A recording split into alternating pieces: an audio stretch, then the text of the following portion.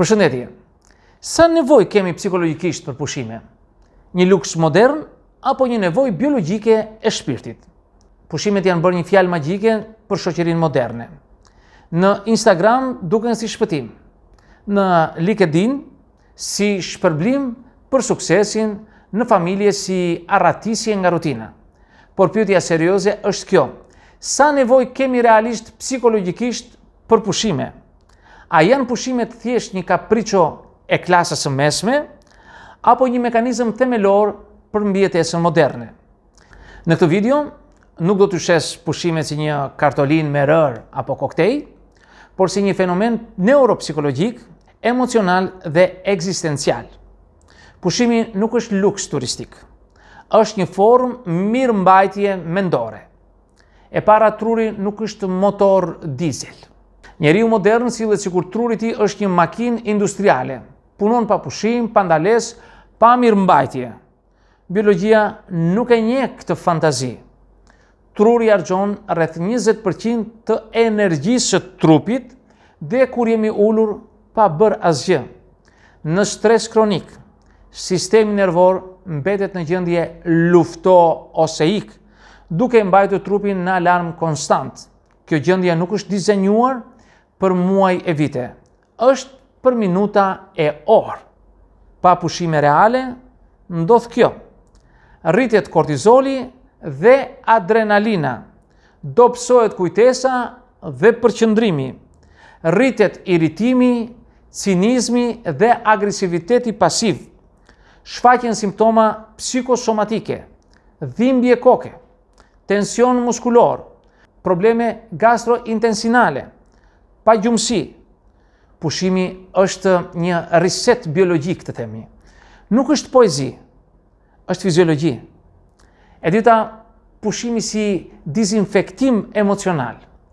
Ne nuk lodhemi vetëm nga puna, lodhemi nga njerëzit, nga rolet, nga pritshmërit, nga performanca sociale. Çdo ditë luajmë role të shumta, si profesionist, si prind, si partner, fëmijë i prindërve tanë, qytetar korrekt, konsumator racional, një mik i mirë. E çdo rol kërkon vetë kontroll dhe shtypje emocionesh. Ne jemi të edukuar të mos zemërohemi, të mos mërzitemi, të mos lodhemi. Kjo shtypje emocionale akumulohet. Pushimi krijon distancim psikologjik nga stresori. Largimi nga konteksti i zakonshëm do bëson identifikimin dhe rolet dhe lejon sistemin emocional të relaksohet. Pa distancim, stresi nuk është më përvojë, bëhet identitet. E treta, iluzioni i pushimit. Kur trupi pushon, mendja punon. Shumë njerëz kthehen nga pushimet po aq të lodhur sa shkuan, sepse pushimi fizik pa pushimi mendor është vetëm turizëm. Nëse gjatë pushimit kontrollon emailin tënd dhe mesazhet e punës, mendon për projektet dhe faturat, ke ndjenjë faj që nuk po punon, atëre nuk e pushuar. Ke ndryshuar dekorin e stresit, ke zhvendosur zyrën në plazh. Pushimi psikologjik kërkon shkëputje njohëse, leje të brendshme për të mos performuar, për të mos qenë produktiv, për të mos qenë i dobishëm. Një pyetje e pakëndshme është: kush je ti kur nuk je duke punuar? Për shumë njerëz, puna është identitet. Titulli profesional është egoja e tyre. Pushimi ekspozon zbraztinë ekzistenciale. Disa njerëz e urrejnë pushimin sepse nuk dinë çfarë të bëjnë me veten pa performancë.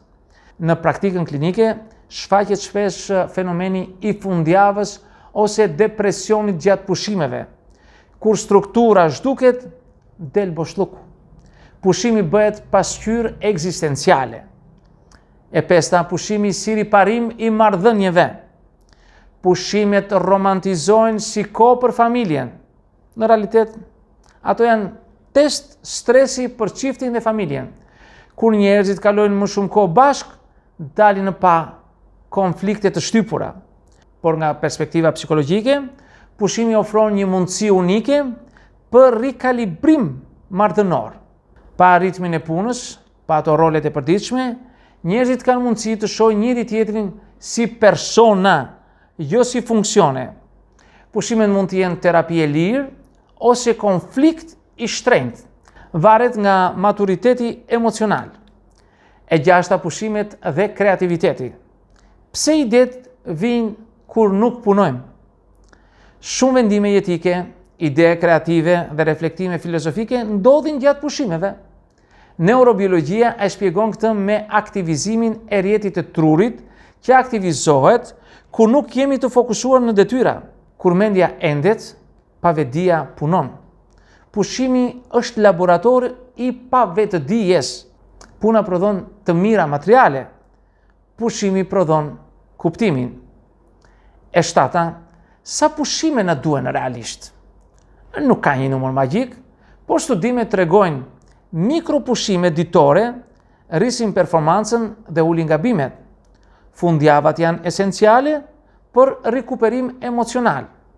Pushimet vjetore ulin rrezikun e burnout dhe sëmundjet kardiovaskulare. Problemi nuk është mungesë e pushimeve, por kultura si i demonizon ato. Në shoqëritë ku puna glorifikohet si moralitet, pushimi shihet si dembelizëm. E teta, pushimi si akt rebelimi modern. Në një shoqëri ku adhuron produktivitetin, pushimi është një akt rebelimi. Të mos bësh asgjë është subversive. Të fikësh telefonin është revolucion privat. Pushimi është deklarat ekzistenciale. Unë nuk jam vetëm një makinë pune. Në këtë kuptim, pushimi është formë rezistence kundër kolonializimit total të jetës nga puna. E nënta, kur pushimi bëhet arratisje patologjike. Ka njerëz që jetojnë vetëm për pushime. Puna është ferr, pushimi është parajs. Ky polarizim është shenjë e jetës së pa integruar. Kur realiteti është i padurueshëm, pushimi bëhet drogë. Pushimi nuk do të jetë shpëtim nga jeta, por pjesë e jetës. Një jetë që duron vetëm në pushime është jetë patologjike. E dhjeta, pushimi dhe kultura shqiptare, mentaliteti lodhjes heroike. Në kontekstin shqiptar, pushimet shpesh shihen si një luks i dyshimt. Pun është morali i nderit që kemi. Lodhja është medalje morale. Pushimi shihet si privilegj i të pasurve ose i dembelve. Ky mentalitet prodhon breza të raskapitur emocionalisht që krenohen me lodhjen dhe turpërohen nga kënaqësia. Psikologjikisht, kjo është kulturë e specifikës pa vetdije. E 11, pushimi si investim ekonomik i padukshëm. Ironikisht, pushimi rrit produktivitetin. Truri i pushuar merr vendime më të mira. Gabon më pak, krijon më shumë. Pushimi nuk është antiproduktiv, ai është anti-burnout. Problemi është se kapitalizmi mat vetëm orët e punës, jo cilësinë e mendjes. E 12, pushimi digital, detoksi që nuk e bëjmë kurrë.